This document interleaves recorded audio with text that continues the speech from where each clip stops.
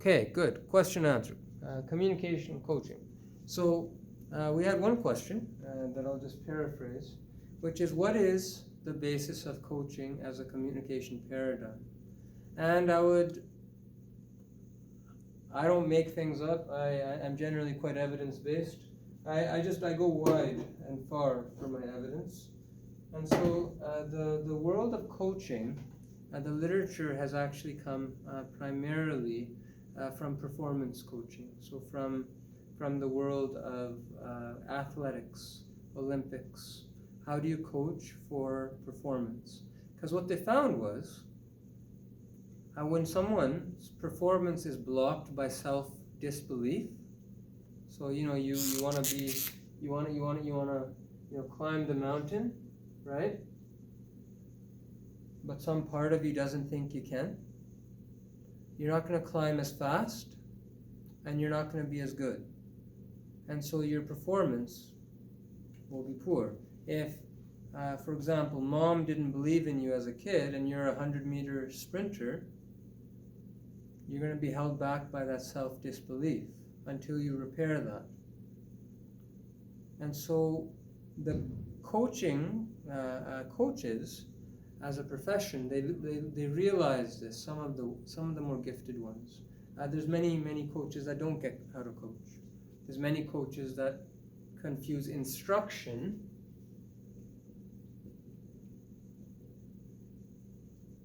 versus coaching. Instruction is, I did it like this, it worked for me, you do it like that too. So there's a study that was done where an athlete, a tennis athlete, was being coached, and they randomly assigned that tennis athlete to two types of coaches. One was a pro tennis athlete, the other was a skiing athlete, but they're both coaching tennis. And so the end result of that, the tennis they measured the performance of the two types of the two groups, both tennis athletes. One's being coached by a tennis star, the other one's being coached by a skiing star who doesn't know much about tennis. And they found the outcomes were better in the skiing athlete coach. So a skier coaches a tennis athlete better than a tennis athlete coaches a tennis player. And that's very, very kind of backward thinking. How does that work? And that takes us back to this: instruction versus coaching. A tennis athlete that's gotten to the top of their game, hitting a racket like this, results in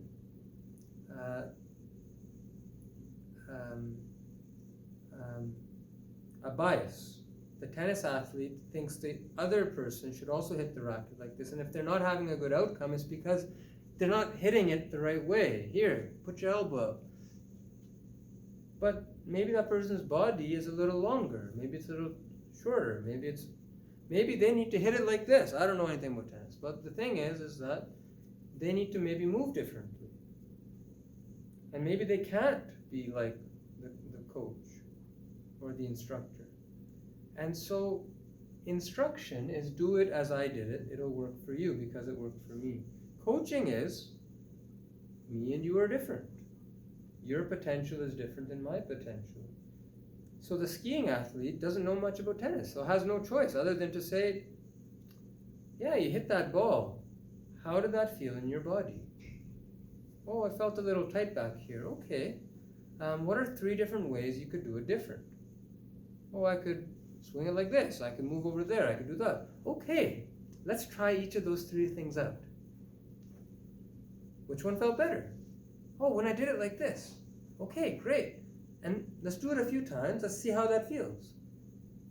Okay, yeah, that's better, but now I have stiffness over here.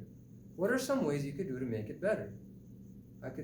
So the person becomes more and more self-aware. as they become more aware, they want to be better. They chose to become tennis athletes. They chose to enter into a coaching relationship. They want the help. But they don't need instruction, they need coaching. So then, in performance, what they learned through unblocking people, they learned that people are oftentimes blocked by their belief as to whether their self-doubt. That's oftentimes programmed long before they're presenting for coaching. And so then what they learned is by clearing these blocks, people's performance becomes enhanced. And so that's so then coaching in the I would say the 90s probably is when it started to happen, late 80s, 90s. Coaching started coming into business. Not very far, even today, it's not that far into business. Most employer-employee relationships are based on do as I tell you, and it'll be good. Okay, you want to do your own thing? Okay, sure, I'll let you do it, but eventually we'll do it as I want it. And so it's very natural then for employees to get disillusioned, to become pessimistic, to become uninterested, to not believe in what they're doing. So coaching, again, in the world of management, and that's where I took this course in coaching. I took it when I was a chief of the hospitalists at the Peter Lougheed. I took a course on coaching. And that course was excellent.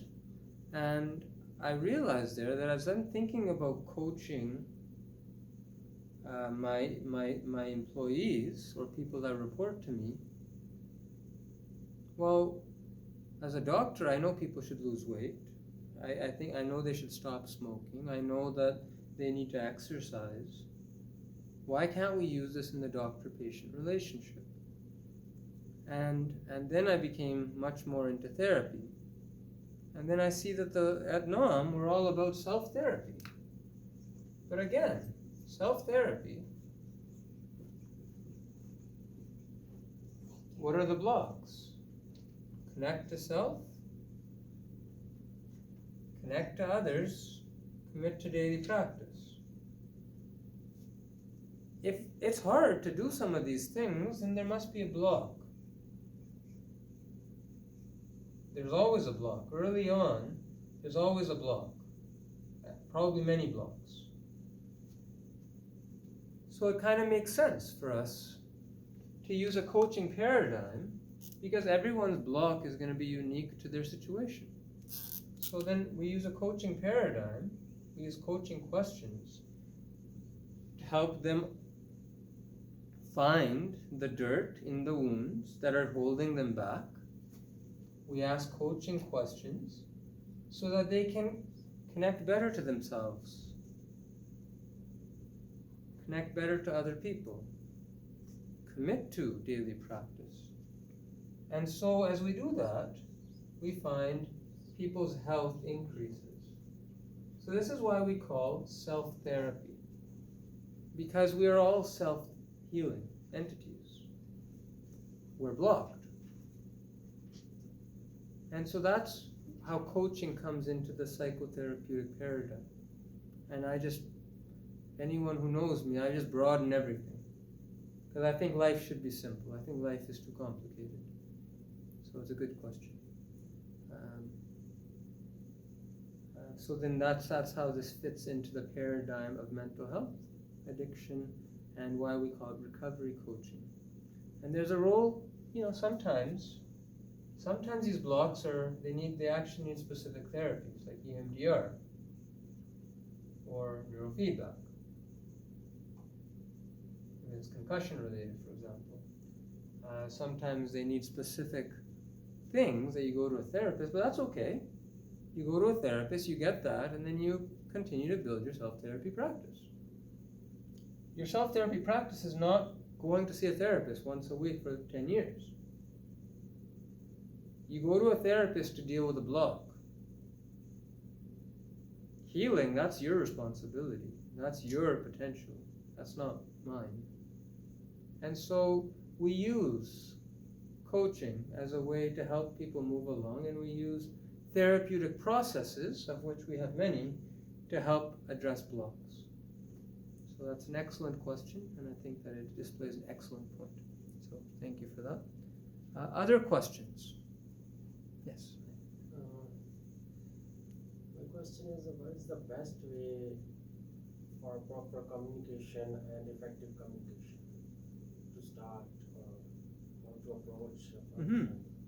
Great question. So where do you start? And we'll talk about this in maybe even tomorrow's Thursday. Friday's Nom Academy. We'll build on this. Okay. The best place always to start, in short, is the place where very few people start, which is, what are the goals for our time together?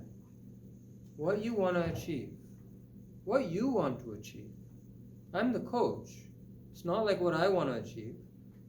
This is part of the problem with doctors and a lot of therapists is, okay, I have an hour, they're coming in, they need to go be on this medication, this drug, they need to do this plan, I'm going to teach them this all before they start the session.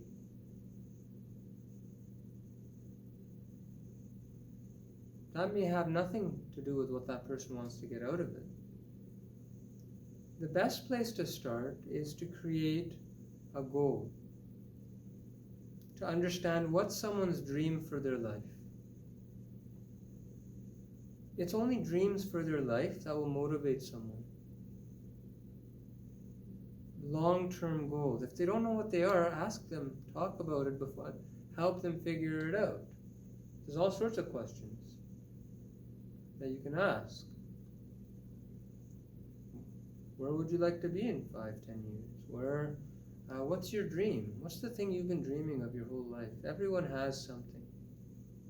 They may have buried it under a lot of bad things, but everyone has dreams. And so you can start there. Because if you're in a relationship like a marriage, what's your partner's dream for that marriage? You ever ask that? You ever think about that? What's this person want out of this relationship? You can ask yourself that too. Cool thing about coaching is you can coach people and they don't know that you're coaching them. Coaching is just good communication. It's authentic communication. It's communication that's really interested in achieving the win-win. And so we always start communication with thinking, we have 30 minutes together, how can we spend that time for the highest good of all? There's no role for martyrs. Sure, like for like a big cause and all that, but when I mean martyr, I mean people who give it all away and deep down, oh no,